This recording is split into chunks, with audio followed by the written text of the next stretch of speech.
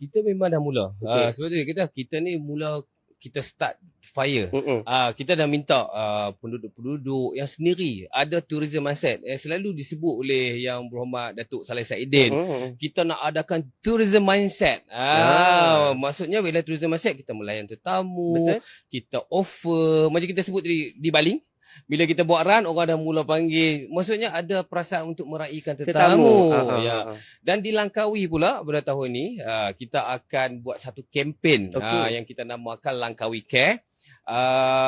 Dipantau oleh Jawatankuasa Pembangunan Industri Pelancongan Langkawi, dipengerusikan oleh Yang Berhormat Datuk Saleh, yang melibatkan agensi kerajaan, pemain industri dan juga wakil-wakil komuniti. Untuk di Langkawi, kita akan mulakan di Langkawi dulu. Kita start the fire. Lepas ni baru kita bagi dia merebak ke mainland. Tapi pada tahun ini kita akan buat di Langkawi. Kita namakan kempen tu Langkawi Care. Encik Alif yang mungkin kita akan ambil sebagai duta lah.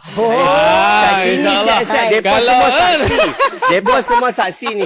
Saya tak tahan dah. Sign tak lagi habak dah. Sebab Alif ni Saya dah plan Encik Alif.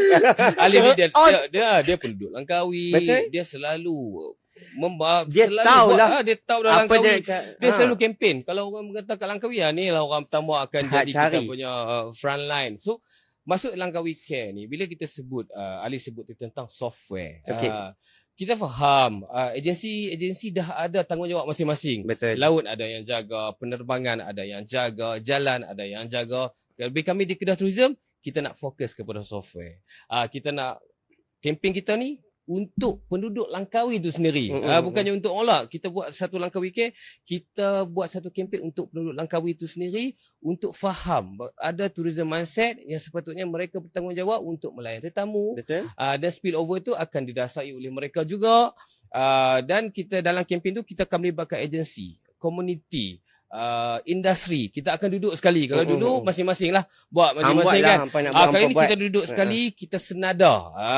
Apa yang kita nak di Langkawi? Langkawi kita lebih fokus kepada naturally Langkawi. Kita nak jaga, kita tak mau jadi macam Phuket. Bukan kita punya way forward. Betul. Kita nak kekalkan dia punya naturally Langkawi. Kita lebih nak jual penduduk, makanan, budaya. Apa hal dia tengok 10 tahun lepas tu masih macam tu. Kita nak kekalkan begitu. Kita kekalkan begitu. Cumanya ada tambahan macam 10 tahun lepas, cuma ada metodnya lebih moden. Yang tu saja, tapi isinya sama. Tapi isinya sama, penduduknya yang sama. Jadi kempen ni kita nak pastikan penduduk Langkawi lebih peka tentang keselamatan pelancong. Dan kita faham masih ada pendengar-pendengar yang akan mengambil kesempatan tentang harga. Tapi bukan berlaku di Langkawi saja. Di mana-mana tempat pun kalau dia akan mengambil kesempatan. Tapi di Langkawi kali ni kita takkan ada. Kita akan Langkawi dengan kempen ni insya-Allah orang Langkawi akan sedang, orang Langkawi akan faham. Janganlah dengan labuan mainlah yang mata sekali biru tu, pun lagu tu juga. Dengan labuan yang sekali tu merosakkan industri pelancongan Langkawi.